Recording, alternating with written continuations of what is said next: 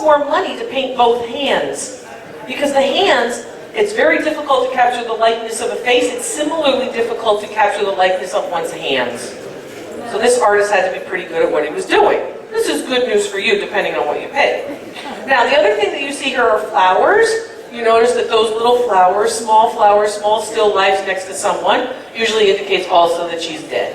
Sometimes you'll see a forget-me-not flower or a little blue, a little blue type of flower, usually indicative of this idea of a deceased person. Okay? So we've established that she's dead. She's looking right at you.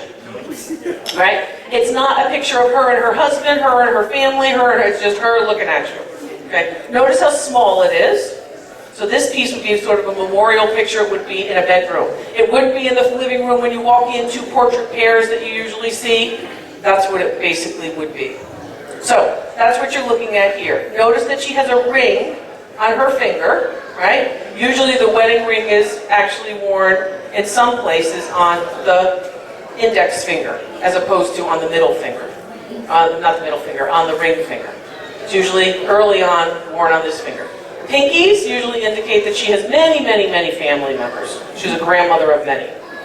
If you see an apple, that usually indicates that the woman is a mother, right? Apples relate to family. So if she has a bowl of apples next to her, it usually means something. Iconography, symbolism, and such is very, very rampant in the late 19th century for pieces like this. This piece is English, based on the stretcher bars, based on the way in which it's also attached. Look for nails, which will tell you a piece is older. Staples are later. And value on your piece is just about $350 to $450. Listed art is pretty well done. If you want to preserve it, it's a good idea for you to, in fact, also think about the fact that it really does require some significant cleaning. See all the craquelure?